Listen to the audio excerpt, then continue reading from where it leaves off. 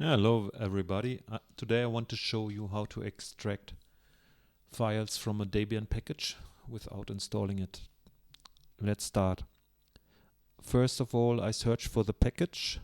I do apt search, and then I use a regular expression, beginning of a string, Apache 2, end of string, and we find the package. And now I can download the Debian file with apt download Apache 2, and now let's see, I have newly created this Debian package file here, and now I can extract it with dpkg, but before we need to create an extract a folder where we can put the extracted file into. So I create a folder with the name extracted. Let's see how it looks.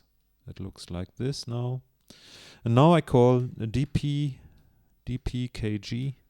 minus x like extract. Now the next argument is the deb file name, and then comes the directory. Enter. Now we switch into the directory, and I do a find in the current directory, and we see all stuff which is inside. Let me search for the service unit file, for example. No, that's wrong. Grab service, and we see some systemd units. Let's look here inside, for example, and now we see the content of one of these files. That's what I wanted to show you. I hope you enjoy my little screencast.